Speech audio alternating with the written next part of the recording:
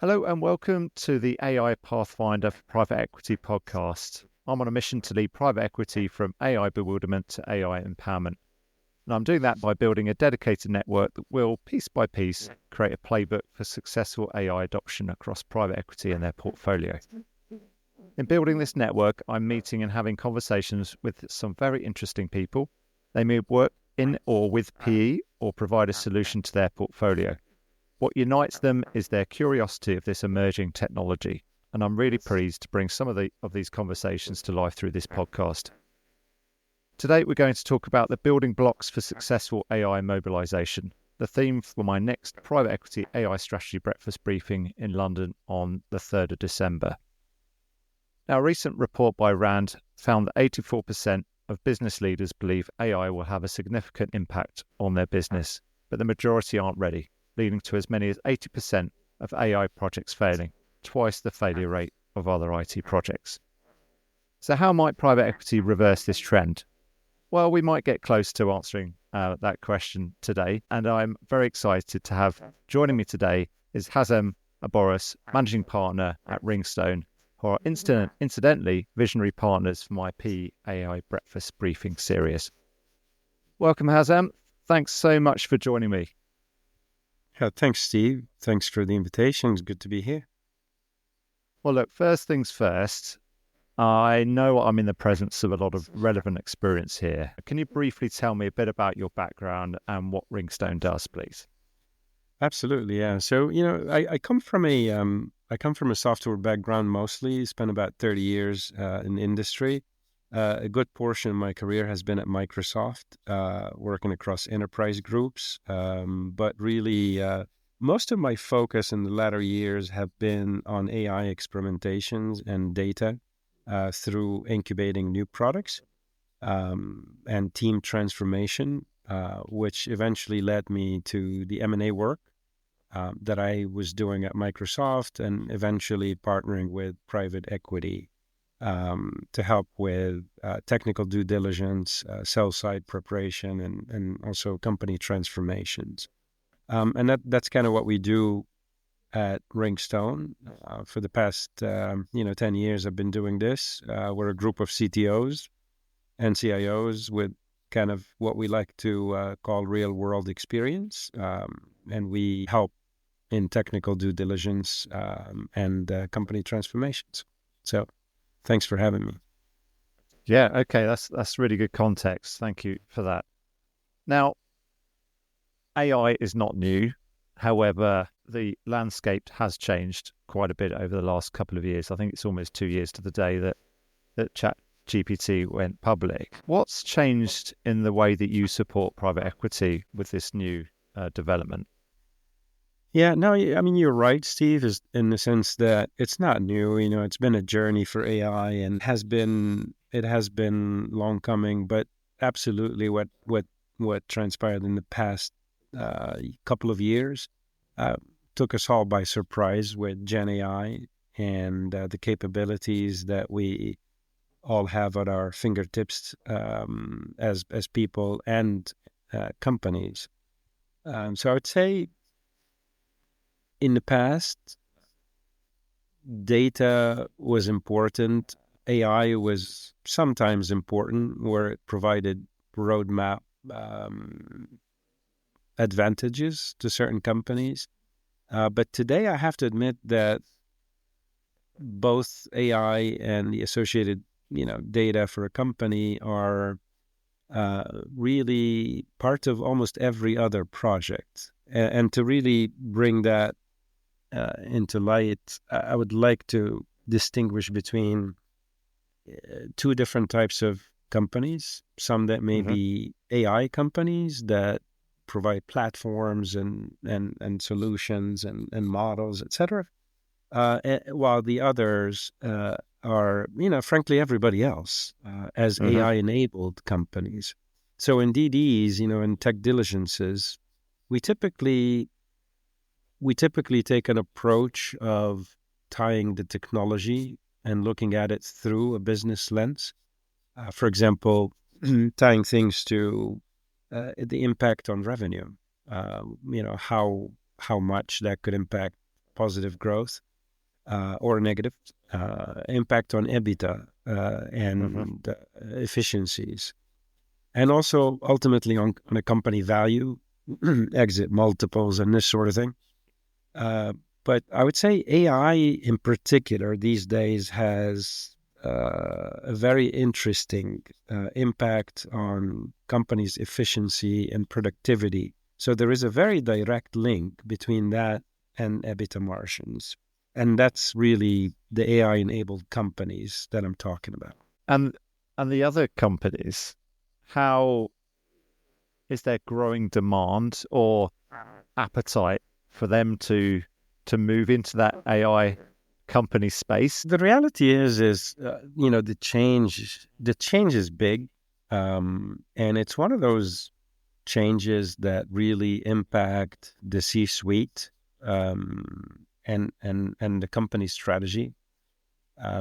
So for the AI companies, for that category one, we see a lot of young companies and a lot of startups. The ecosystem is so busy at the moment, right? I can't even count the numbers of smaller companies that are seeking seed money and this sort of thing. But I really want to focus on the AI-enabled ones because this is rather the opportunity or the threat for some companies.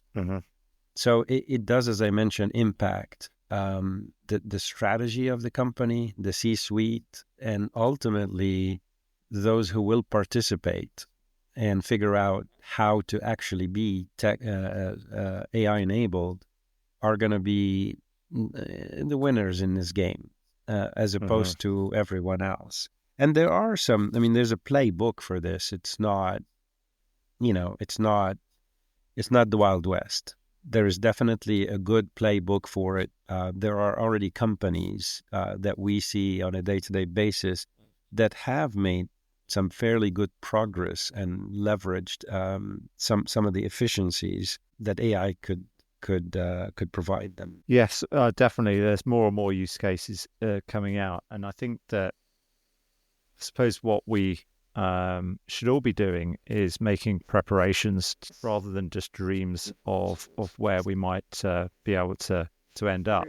So if we were to come to the subject of AI mobilization and the building blocks that I mentioned as the theme for the next breakfast briefing, what does mobilization mean to you? And is that we should be looking back at the digital transformations that we've run before? Is there a new approach that we should be taking here? Yes, that's a great question. And it is a little bit different, than I think of the digital, enablement or even things like agile transformations.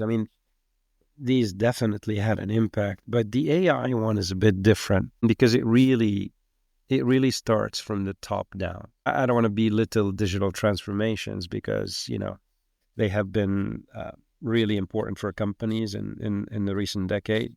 But with AI, it really does require a lot of top-down shift in thinking at the C-suite level and also some actionable steps that they need to take into their strategy and their approach. And I would say there are really three components to it. So component one is data, which oftentimes we take for granted. The data story, from the past. A lot of it, I would say, you see a lot of lip service. Yeah, we're data-driven, this, that.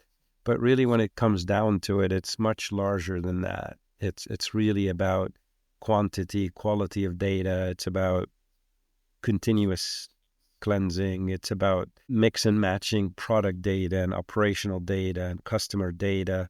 And really something magical happens once you begin to put that together in a machine readable way, that some insights begin to surface. And then in addition to that, I would say the second big pillar here is really around starting the conversations. And that's where I would say a lot of companies may be lagging. And this is the conversations around use cases. And whilst there are a bunch of use cases or things that AI and Gen AI are good at today that are pretty clear to us, The reality is some of the use cases are going to be very specific to a particular vertical, to a particular line of business, or a company for that matter. So the most important thing is from the executive level down is that they start the use case conversation as soon as possible. And it's not an event. It's rather a journey, a continuous conversation. But then the third pillar, which really the one that takes it all home, is adopting an experimental mindset, what we call concept testing.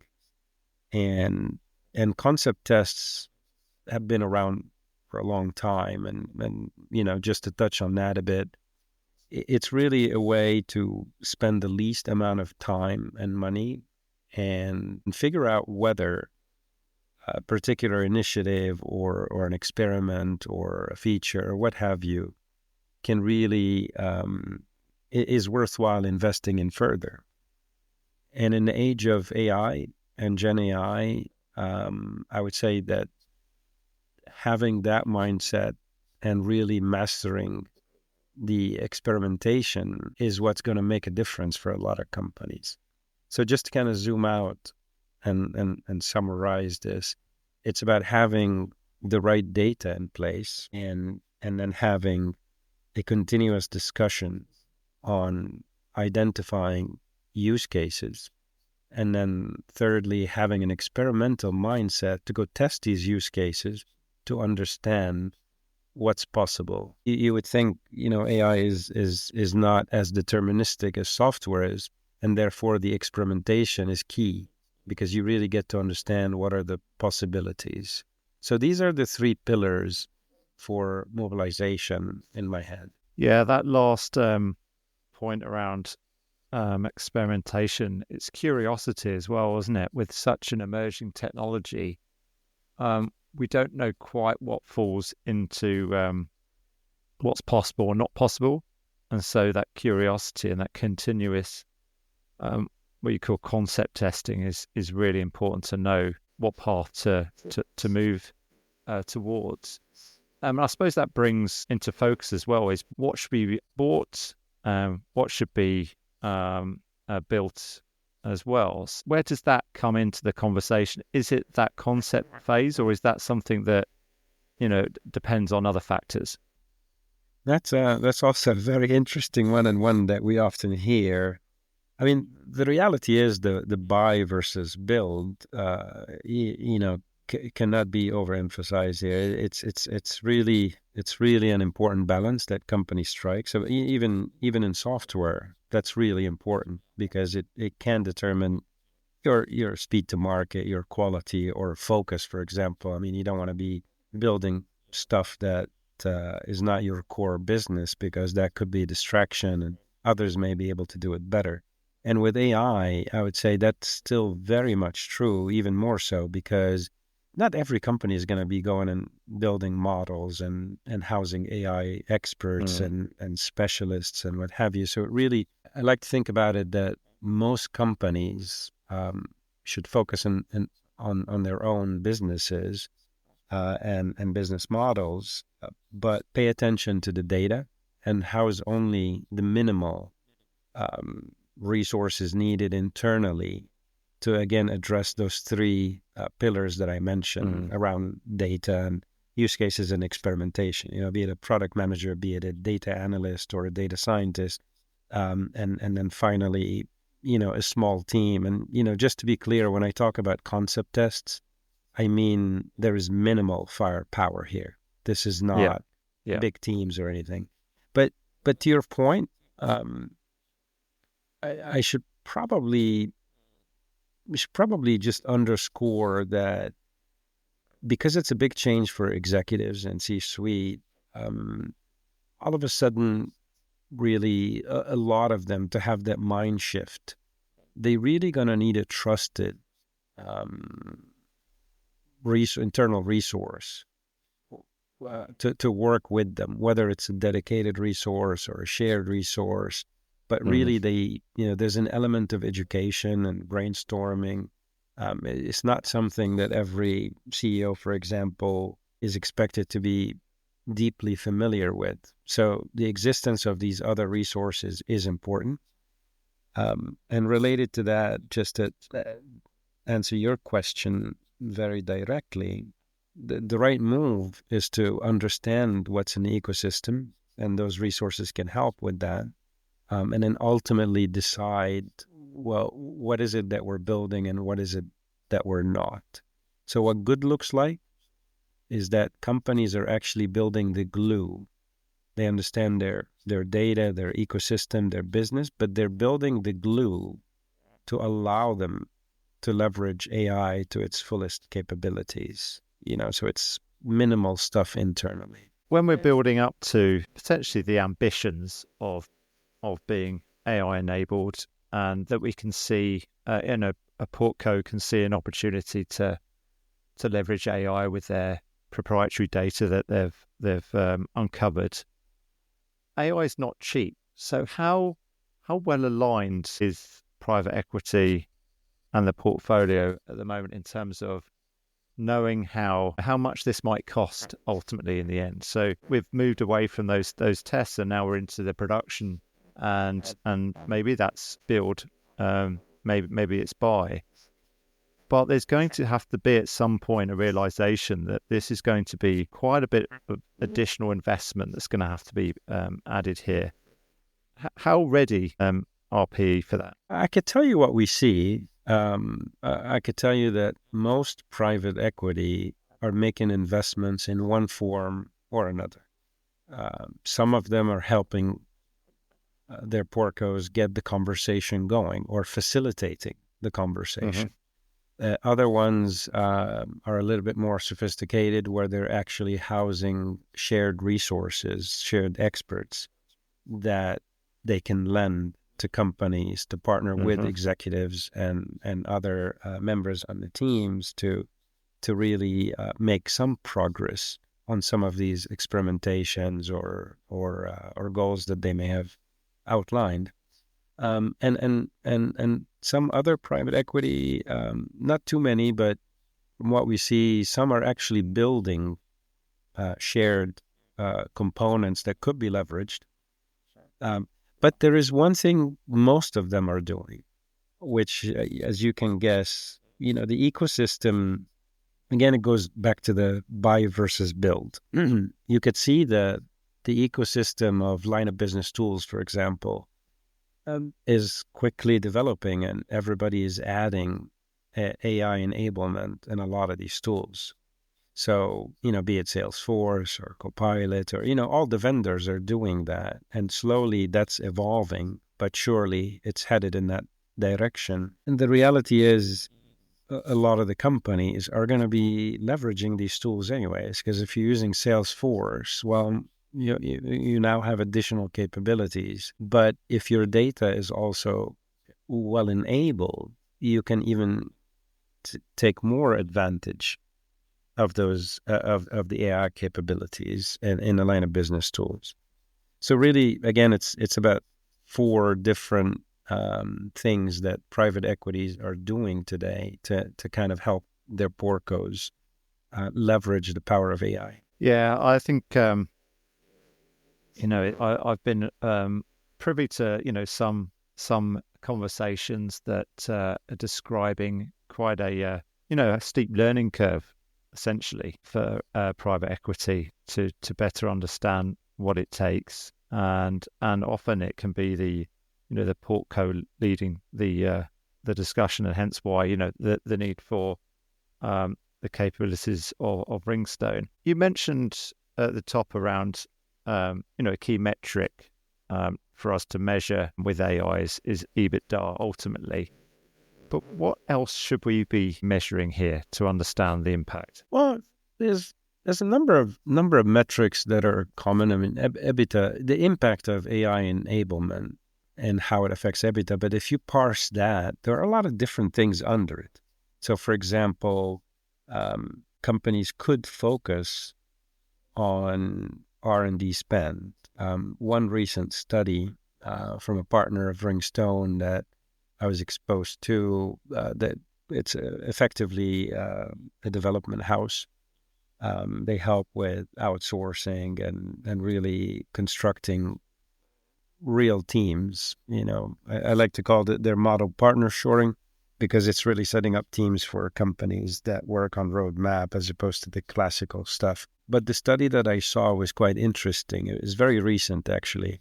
They have conducted some experiments internally to measure the development speed with and without AI enablement.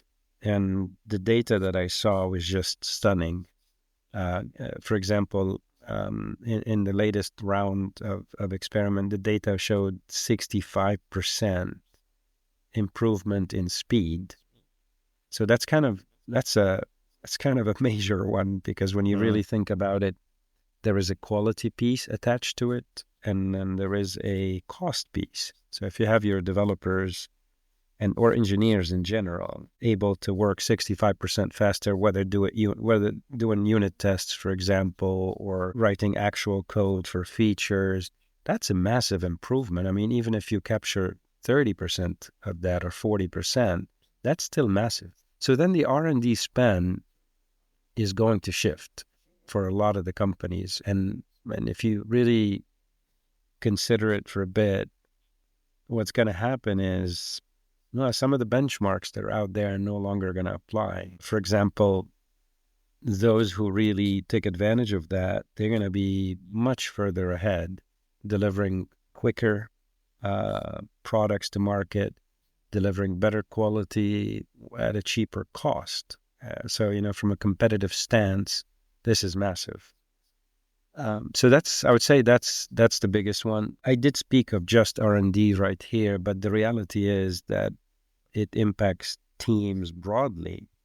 So, for example, I could see scenarios where companies may reduce certain staff, but it's not something that I'm promoting in any format. But I'm just calling it out, and it's absolutely the wrong thing to do, to jump to that first. I would rather companies begin to educate and enable their staff and train them on how to leverage AI in their day-to-day, so they can be more efficient, and that may have very positive implications. So I would say overall R&D, overall revenue by employee, we could see that metric changing as well. These are two that come to mind. Yes, I think just taking your point there about giving employees access, and I think that goes back to almost giving that the opportunity to experiment and see where there might be opportunities to improve their productivity, but also improve their output. In terms of, I mentioned right in my introduction about failure, and that a lot of the time, as a product person, and having seen a lot of and tried a lot of things out with AI, that there's a culture of it's okay to fail, but only to a point.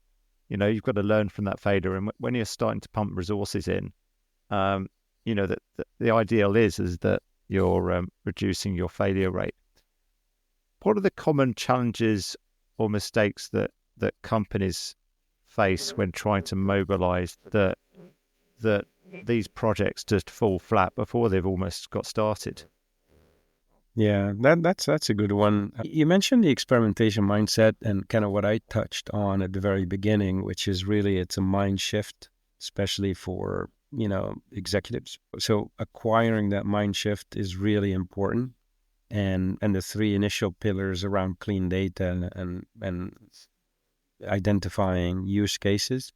So these are the core things, but it goes deeper than that. We actually outline, interestingly enough, the top 5 things that challenges that companies typically face when they're implementing AI. So one of them is the top one actually is messy data, or data with major gaps, incomplete data, and this sort of thing. Because of the nature of AI being probabilistic, not having the right data, it may not be able to give you what you need exactly. So therefore, again, the cleanliness of data and the quantity as well, that's a big deal. The second one is towards that mind shift. We're all used to software, and you tell it do A and it does A, and a few bugs and until you get it right. Very deterministic in nature. But with AI, there is a how to deal with AI mindset. To understand probabilities and how the outputs are, and therefore the experimentations are key. The third one is around nascent use cases. It's greenfield tech in general. Fewer best practices exist, and people are learning as they go. So having deeper conversations and allocating the time on the agenda is important. Ensuring that, component of that, for example, is ensuring that those conversations are actually part of the company's strategy and the roadmap, frankly, to identify that white space, that the use cases that are very specific to us, and being able to measure the value around those. The fourth one, it goes back to this concept test. AI development is iterative, and the timelines are definitely less certain. So it takes time to find patterns and identify and tune different models. Whether these models are belong to the company, which is the unlikely scenario, or third-party models, but ultimately there is a fine-tuning exercise that must happen. So there's a lot of iterations, and often we see companies kind of giving up quickly, or they just run one test and then they give up, or quickly determine that doesn't have any merit. So there's really a lot to it. And then the final one is around that transformation mindset. For every company today, I would say it's going to take time to develop new skills in the organization, both at the C-suite level, but also at the team level, to figure out what resources they actually need to house inside, or what to leverage from outside. There's a balance there. And I think because it's fairly new to most companies, that will take time to figure out. And then the only other thing related to that is it really does mean that companies have to slightly modify their ways of working. It's already happening, but it will. If you think back to agile transformations, although it's not the best analogy, but it's the closest one I can think of, that did modify the way the executive suite worked a little bit. It modified how teams worked and collaborated together. AI is going to be much more powerful than that. And typical agile transformation to be successful requires rigor, continuous effort, fine-tuning. Same with AI. It's going to happen where it's going to take a good amount of time for an organization to mind shift and be able to work with AI and Gen AI. So in summary, there are really the five aspects that could lead to AI initiatives failing is not having the right data or clean data. It's not understanding the difference between deterministic software development and probabilistic AI, and expecting expecting different outcomes. Having nascent use cases or use cases that are not well developed, not well thought out, or not having any at all. The understanding that development itself is different because it's very iterative and it's very agile as an approach with continuous fine-tuning.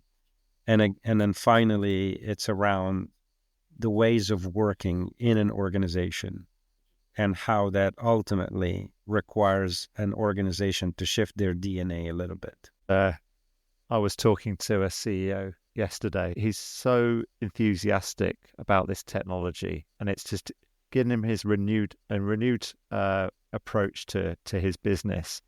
And I think that if we all have even a small amount of that, think that how our work could change, but for the better, and how much more we could perhaps enjoy the process. We all know that learning motivates us, and there's a real opportunity to do that. And I just thought that conversation yesterday really put it into picture. If you lean into this conversation, and you can see how you could break some of the maybe some of the habits that you've had for years and years, and that there's a different answer to the question. I think it's quite exciting.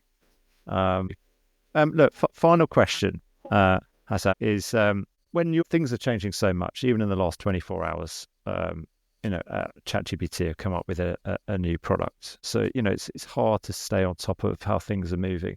How do you do that then in your job? Well, I think you just nailed it with the example you gave of the CEO.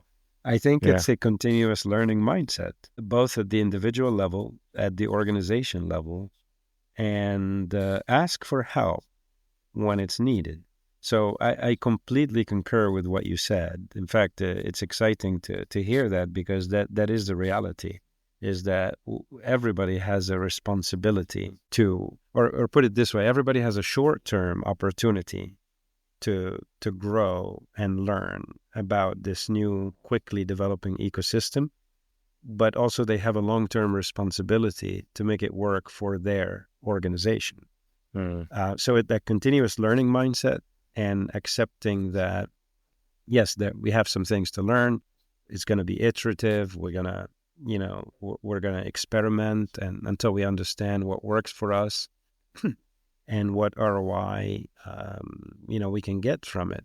So in a nutshell, it is that continuous learning. And that's what this podcast is about as well, is to help people understand and navigate through this really interesting path that we're on. Thank you so much for your time, Hazem, today. I really enjoyed the conversation. Thank you very much. Thank you very much, Steve. I really appreciate the time and the intriguing conversation, and looking forward to seeing the podcast. Thank you very much. I've enjoyed it. It's been a pleasure to have you on, and people can connect with you on LinkedIn or check out RingStone at ringstonetech.com. But for now, that's it. Thank you so much for listening, and see you soon.